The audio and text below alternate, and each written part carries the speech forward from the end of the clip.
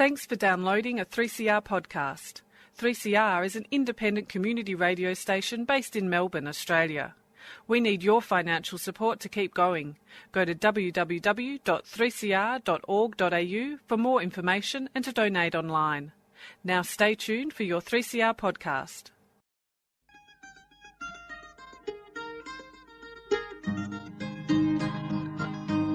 We're putting up new buildings, we're knocking down the old. We're working in the summer heat and in the winter cold.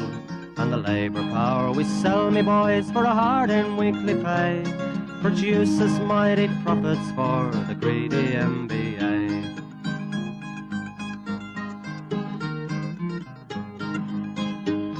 And whether we were born here or born in Italy, in Greece, in Spain or Ireland, in England or Fiji, we all of us are workers, united we must stand, until the wealthy bludgers have been driven from our land.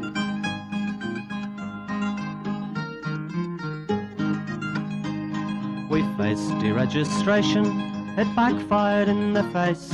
We're not fooled by arbitration, we won't stay in our place. We hit the bosses hard and fast to win and keep our gains, and break a couple of concrete pours to back our log of claims. So keep your powder dry and hold your head up high. It's class to class and face to face, our limit is the sky. We've got a fighting history and we never will be cowed. Our builders' labour is a name to make a man feel proud.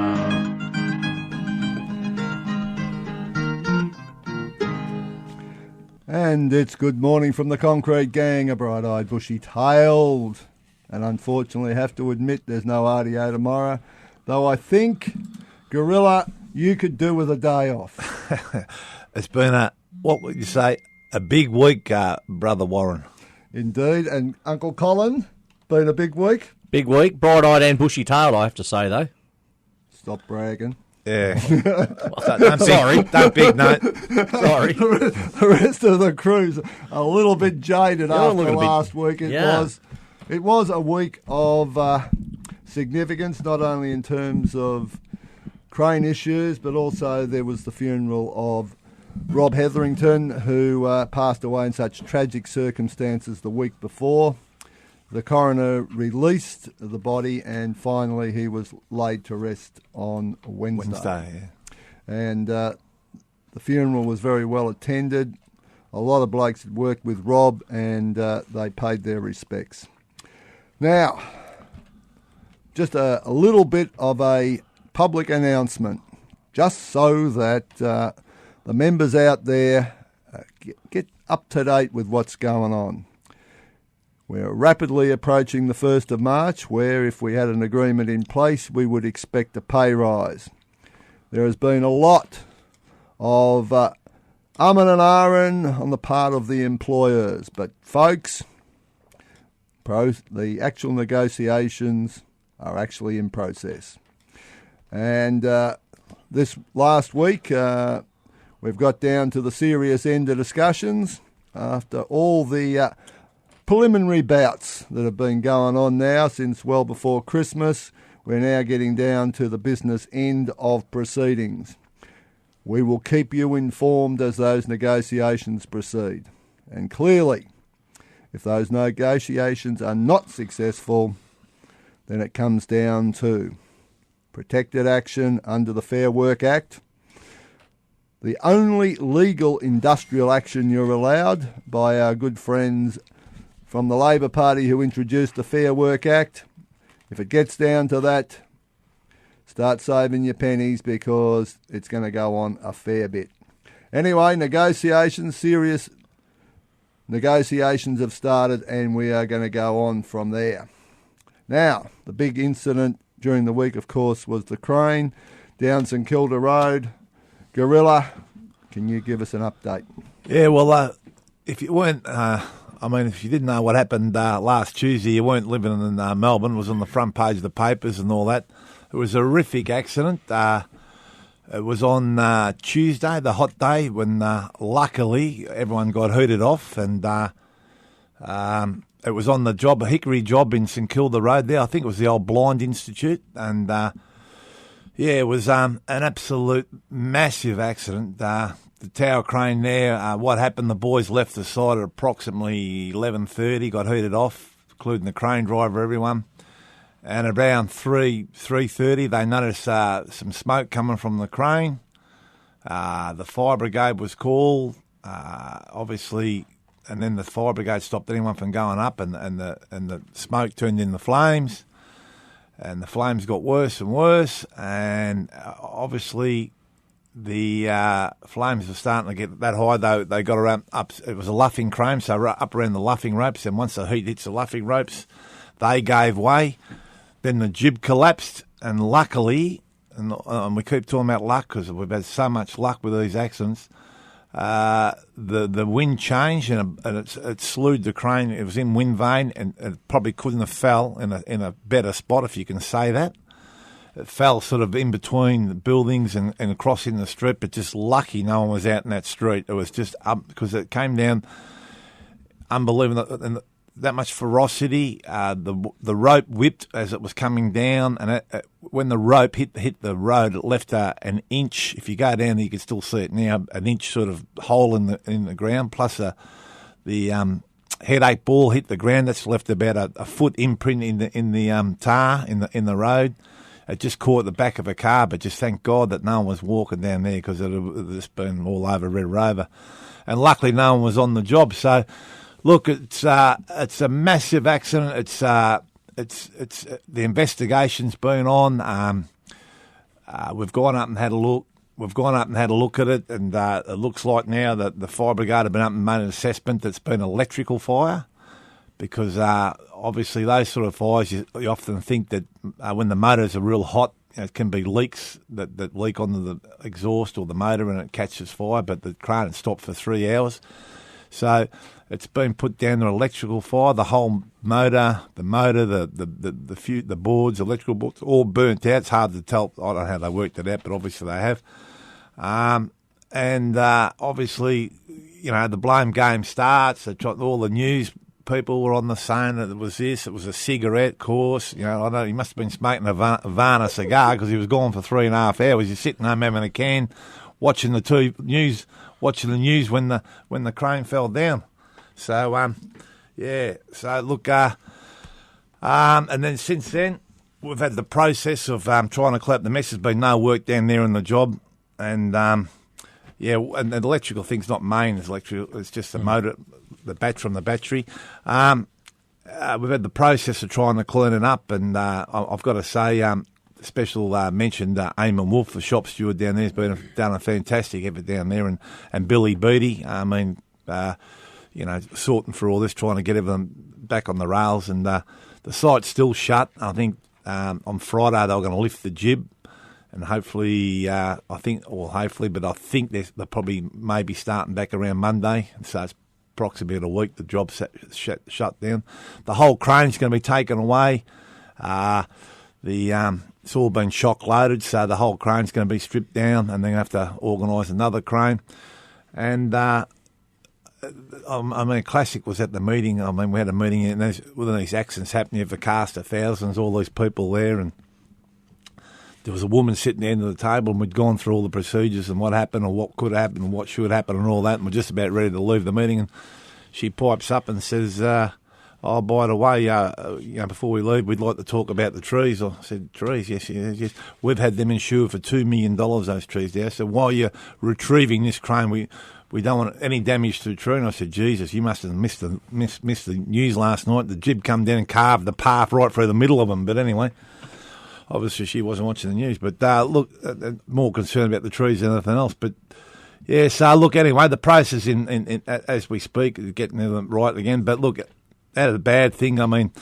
We have a crane consultative committee, which the union's main players are, but we get all the crane owners in there and WorkSafe and a few builders and discuss the industry and all that. And myself and Alex Taddick have been discussing the system, I can't remember what it's called, having a system in place.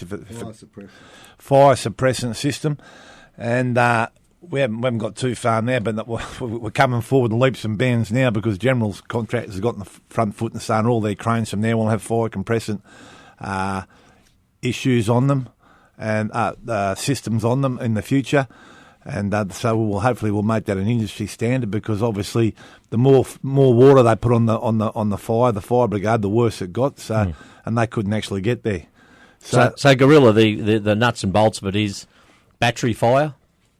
Yeah. Caused by the battery, I'd say. And that we haven't seen that before, have we? Where that's happened? No.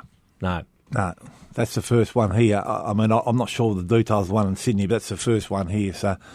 But anyway, hopefully it's the last because, I mean, it was an exercise for all, and the fire brigade did a great job, although the builder wasn't happy the way they operated down there, but I'm stuffed if I would have climbed up the tower because, I mean, if you know a tower crane, you climb up, there's one entrance in and one out. If the fire gets over that, the only other way's over the side. So, thanks to the fire brigade, they did a marvellous job down there, but there's been a few unanswered questions we've got to ask about, what happens in the future. But if we get these fire suppressant outfits on those cranes, it'll be a great way of moving forward. Yeah, I understand they fit them to the big dump trucks in the mines and that, so I don't think it's going to be too difficult to try and get them on the tower cranes.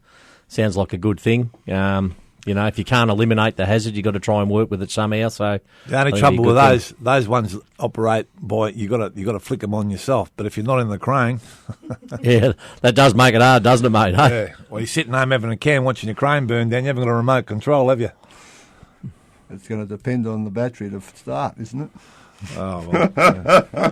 Righto. Anyway, moving right along, we have a situation down St Kilda Road where we can say, again, the public, as well as the people on site, were extremely lucky. If it had been an ordinary mild day, as it had been either side, how many people would have been in the vicinity?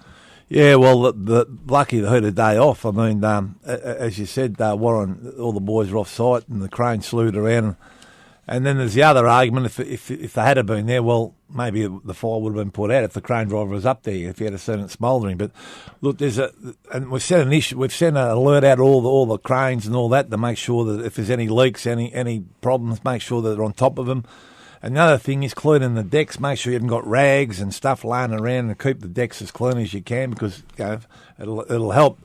All the less burning material will be great. So, look, it's just another absolute tragedy that luckily no one was hurt. We come away again, but for me, it was a funny week because I dealt with that all Tuesday, and then on Wednesday I go to Robbie Hethering's funeral, and you go there and there's this bloke just doing his job, fell down a lift shaft, and we've got a crane that's fell out of the sky, but caught fire, landed all, and no one was hurt, and you got Robbie Hethering just working on the job for them. It's sort of, I don't know, surreal or it's no answers to that, is there? I mean, but there's no justice in this world, that's for sure. Anyway, so look, that's it. Roughly, we better cut the track. And is this for Guy Cayley? This is a special track we're going to play for you, Guy. It's called "Burning Love."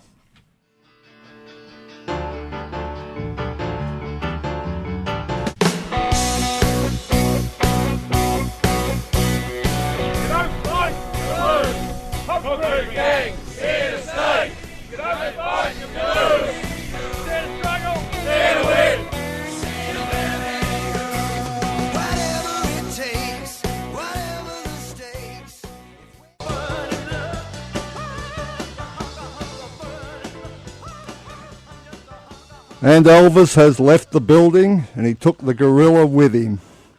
I tell you what, he has got stars in his eyes, hasn't he? The old half-show Harry. Just half show, come in here, thinks he's executive producer, talks,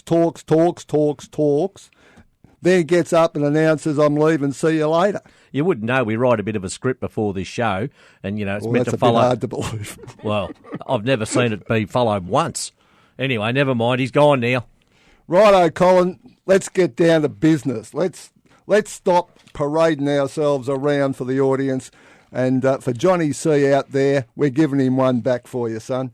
Righto, another issue this week is on not our favourite subject, because it shouldn't be a favourite of anyone, but it's a serious issue that the concrete gang has been raising constantly, and we're highlighting again, and that was the incident out at Flemington this week, where a motorist ended up going through the hoarding down the hole. And it's a big hole because I ride past it on a regular basis, and it is a huge hole. Yeah, and that's the second time in a few weeks that we've had a car go through a building site. Yes. And we have to say once again, it's due to lack of approvals and so forth from the councils, who don't want to work with the builder to provide the appropriate public protection. This is what you get. And I'm afraid, in this case, it's the Moonee Valley Council who are front and centre in terms of responsibility. Icon are the builders.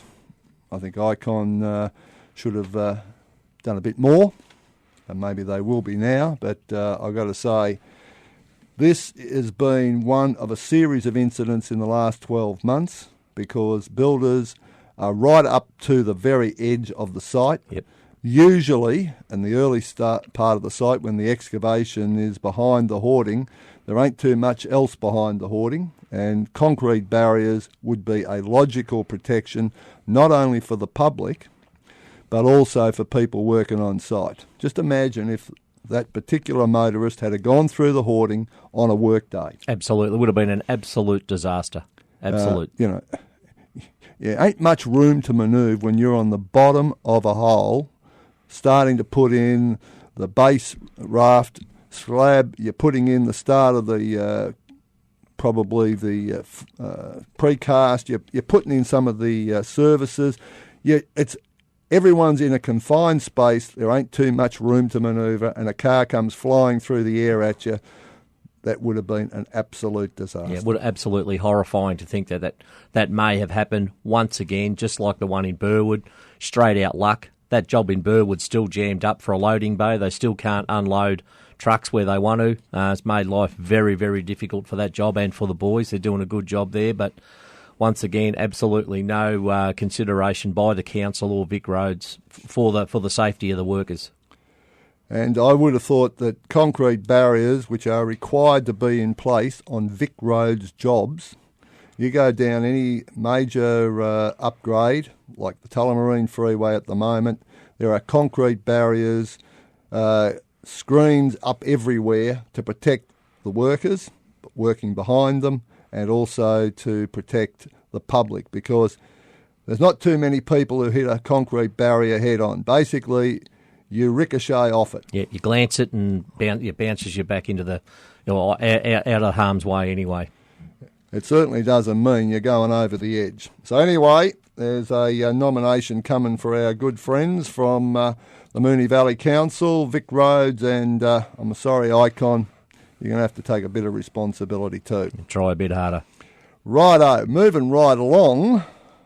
It's been a big week for our good friends, the ABCC. They've been out charging everybody with anything. The only trouble is, when the matters get to court, they've been knocked over. And in New South Wales, one of the officials up there, Michael Greenfield, has been charged. And guess what? He got off. Yep. Young Mick, he's a bit of a friend of mine, young Mick. I know him pretty well. Played a couple of games for the Melbourne Storm a few years ago. Good, solid individual, good organiser, and he'll be pretty wrapped with that because I know him pretty well, and some of the rubbish that was thrown at him was absolute rubbish. So tossed out. That's 3 out of 3, I believe. So indeed, it's 3 out of 3. He is charged with doing some illegal industrial action on a site. And you can put it any terms you like. It's the normal business you do in the construction industry where you're going on trying to look after members' safety, their wages and conditions, and so on.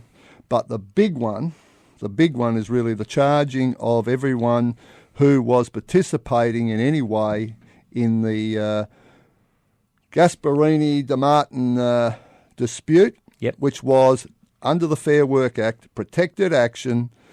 The General Secretary, Michael O'Connor, went along to address the workers who were involved in the action, legal industrial action under the Fair Work Act, and now he's been charged.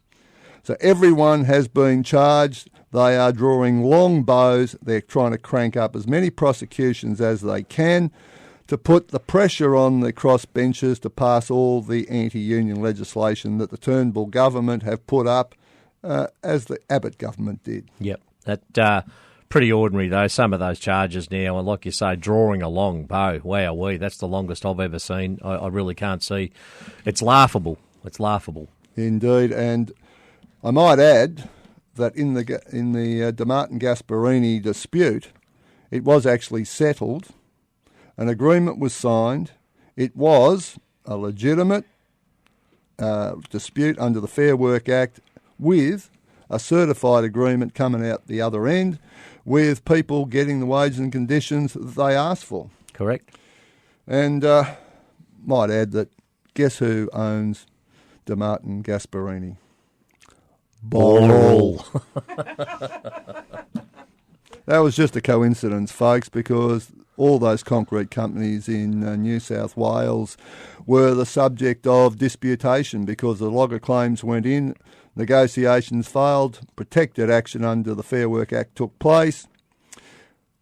No one else is getting mentioned, just DeMartin and Gasparini, because it's Boral. That's all it is. Righto. That's another absolute outstanding performance by Nigel Hatchkis and his band of rogues. Anyway, we should go on to mention there's a couple of other things going on, and one of those is the Good Friday appeal. Indeed. And we need people to match what we did last year because it's a good cause and it has been a very successful cause. We are, as a union, in the top 10 contributors to the Good Friday appeal on behalf of the Royal Children's Hospital, and we'd like to see us maintain our good record. Absolutely. So wherever you see a big yellow flag up on a tower crane or out the front of the job, you can buy your wristband or your bandana from the shop steward. Indeed. Now, we've got quite a few nominations for Scallywag. Starting off with, as you would expect, general contractors. We're not too sure yet what the full ramifications are, but there have been a number of incidents, 4 that I can think of in the last couple of months, involving general contractors' cranes. Yes. They're not all the same. They've all been different, haven't they? Yeah, that's right. We've had a few sock failures when they're pulling the rope through, when they're setting the crane up. Only 2 weeks ago in Greensborough, the winch rope let go and wound its way back all through the tower and through the winch and so forth. All these little incidents, and they say all these so many little incidents add up to one big one. So they've had quite a few. So Guy Cayley, you're looking a bit good on it at the moment, been in the good pasture. I think the old starvation season might have arrived for you. Anyway, Icon, Moonee Valley Council and Vic Roads for that potential disaster out at Flemington. Yep. Mickey Martin. Oh, Mick Martin, MCG.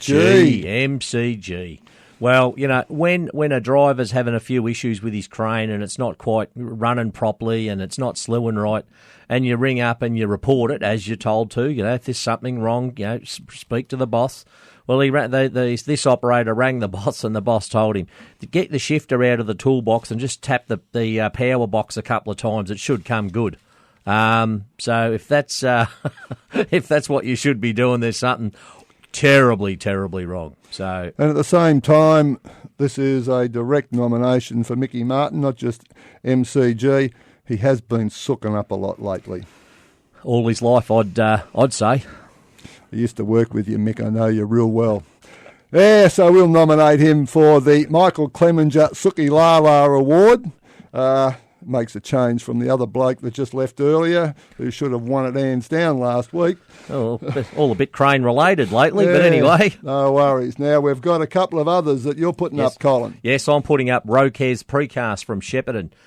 This week, a number of trucks came down from Shepparton into the city. Panels laying on top of each other, laying flat, not in the A-frames. Starter bars tangled amongst each other. There was a truckload sent away from over the road from the office this week. There was also a couple of truckloads out in Baldwin that were sent away. They just don't seem to get it We're not going to unload them when they turn up the site that way. You can't pick them up and then lay them on the ground again and then re-sling them again. I don't know what's going on, but we've sent one of our good people over to Shepparton to show them the error of their ways, and we hope that doesn't happen again, because we will not be unloading them in that state. Because let's be blunt, it's in the street where this process happens, and who else is in the street? The public as well as the workers. Correct. Righto, and last but not least, I've got a ripper from Premier Cranes. This week they were putting some steel up on a job, and lo and behold, all these coppers turn up on the job. And the shop steward, he does the right thing. He stands these coppers up. He said, "What are you doing here? What's going on?" They said, "Well, there's some illegal activity going on site. There's blokes here using radios. He sounds like they're directing a crane or something, but they're actually using our channel. So it's coming over the police radio, all these crane signals. So we want to know what's going on." So anyway, cut story short, Premier Cranes too tight to go and get their own signal. Right, that's what happens when you go down to Dick Smith and buy your radios. You've actually got to register your own signal, so only the blokes using those radios can listen to what's going on. So that was quite a laugh. So that put an end to that job for the day, I've got to tell you. So, well, Premier Cranes, you have not exactly had a sparkling record, so you deserve this nomination. Stephen Plugger. Oh, unbelievable. Again. Okay, who are we going with? Looking at the list, we have to go. I think we have to go with General Cranes. This way, they've had a few incidents. I think they have been nominated a number of times, and that recent incident. But look, what do you think? Well, I'm going to go with you, General Contractors. The Gorilla, I think, had already ticked that particular nomination, but Icon, Moonee Valley Council and the rest of it, you are a problem. And that is to be continued. Righto, so General Contractors, you're the winners. Mick Martin's won the Suki Lawa of the week. We go out in the same old way. Dare to struggle. Dare to win. If you don't fight, you lose. Good morning from the Concrete Gang, and we're going out with the executive producer's second choice, Stevie Ray Vaughan.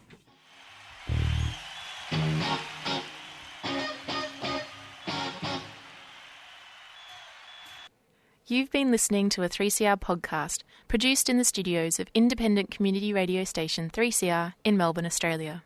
For more information, go to allthews.3cr.org.au.